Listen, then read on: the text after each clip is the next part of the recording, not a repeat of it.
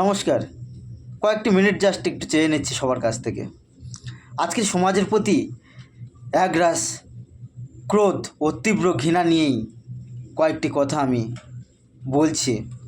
কিছু মনে করবেন না। আপনারা একটু ভাবুন যে আমরা কোন সমাজে বাস করছি।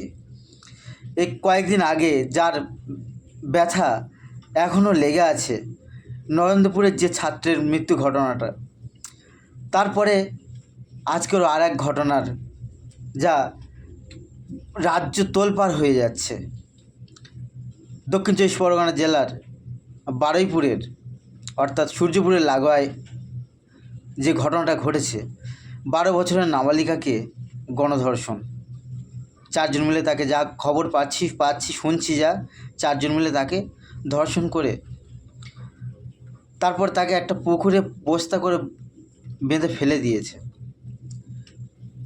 এমন জঘন্য ঘৃণ্য যে মানসিকতার যে পরিচয় আমরা ক্রমশ পাচ্ছি, তার প্রতি এই যে অপরাধীগুলো, এদের কি কার শাস্তি হবে না? এই যে অভয়ের বিচার চেয়ে আমরা যে রাত দখল করলাম সারা পশ্চিমবাংলা জুড়ে তথা সারা ভারতবর্ষ এবং অন্যান্য দেশেও এর তীব্র প্রতিবাদ হয়েছে, আজ হবে না? আজ রাত দখল হবে না? আজ মানুষ এটা নিয়ে কথা বলবে না? আর শুধু কথা বললেই বা কি সরকারের বিচার দেবে না? এই বিচার কি তারা পাবে না? বাঁচার কি অধিকার তাদের নেই? বাঁচার তো অধিকার সবার আছে। আমার, আপনার, সবার যেমন বাঁচার অধিকার আছে। যেসব এই ছোট্ট ছোট্ট প্রাণগুলো, সতেজ প্রাণগুলোকে তাদের যে এই নিস্তেজ করে দেওয়া হচ্ছে, তাদের কি বাঁচার অধিকার নেই? তাদের এই জোরপূর্বক এভাবে তাদের জীবনটাকে হারিয়ে দেয়া, এ কোন পাশবিকতার পরিচয় পাচ্ছে এই সমাজের? এরা কেমন মানুষ যারা বাস করছে এবং তারা নির্দ্বিধায় করে যাচ্ছে একটার পর একটা ঘটনা? আর এগুলো মানে হওয়ারও একটা কারণ যে অপরাধীরা কোনো শাস্তি পাচ্ছে না। অপরাধীরা আজও সেই অভয়ার যে অপরাধী, তার কে প্রকৃত অপরাধী আজও নেই। দেশের কোন আইন ব্যবস্থা চলছে যে সমাজের এরকম এইভাবেই মানুষের বাঁচার অধিকার নিয়ে লড়ার মতো, তার বাঁচার অধিকারটাকে পাইয়ে দেওয়ার, তার বিচার পাইয়ে দেওয়ার মতো আইন নেই? কোন সমাজে আমরা বাস করছি? আর এই সরকার পক্ষ থেকে যে বলেছিলেন যে মাননীয় শুভেন্দু অধিকারী মহাশয়, আপনি তো মুখ্যমন্ত্রী, আপনি তো বলেছেন, এর আগে বলেছিলেন যে ধর্ষককে সকালে ধরবো আর বিকালে খরচ করে দেবো।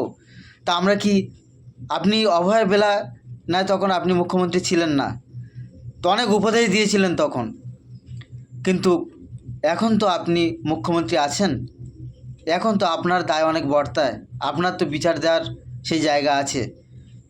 তা আপনি যে কথা বলেছেন যে মানে মুখ্যমন্ত্রী হওয়ার পরেও আপনি এই কথা বলেছেন যে ধর্ষককে সকালে ধরবো আর বিকালে খরচ করে দেবো, তা কি আমরা দেখতে পাবো?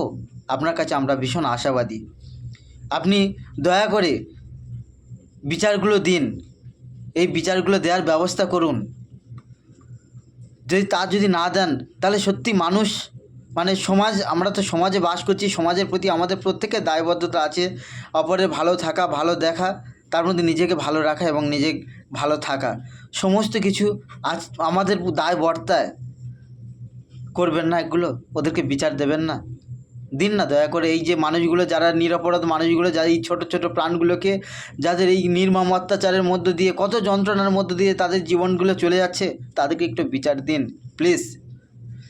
তবেই তো আপনারা যে মানুষকে নিয়ে, মানুষের জন্যই তো ওখানে, মানুষের জন্যই কাজ করবে বলে তো ওখানে আছেন, জায়গা নিয়েছেন, ক্ষমতা নিয়েছেন। তা মানুষের জন্য কিছু করুন, ভাবুন প্লিজ, দয়া করে করুন। এইসব মানুষ, গরিব মানুষগুলো, এদেরকে বিচার দিন। গরিব হোক, বড় হোক, লোক হোক, তারা এমন কোনো ধনী মানুষ হোক, এটা কোনো ফ্যাক্টর নয়।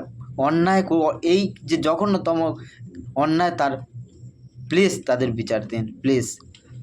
আর সারা পশ্চিমবাংলার মানুষ আপনাদের কাছে আমি করজোড়ে নিবেদন করছি যে আপনারা অভয়ের মতো, অভয়ের থেকে যেভাবে আন্দোলন করেছিলেন, আরও বৃহত্তর আন্দোলনে নামুন। যতদিন না এই বিচার পান, আরও বৃহত্তর আন্দোলন করুন, কারণ পথই পথ দেখায়।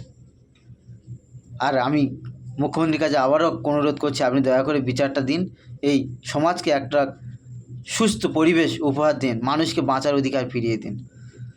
বিচার ব্যবস্থাকে একটু কঠিন করার চেষ্টা করুন,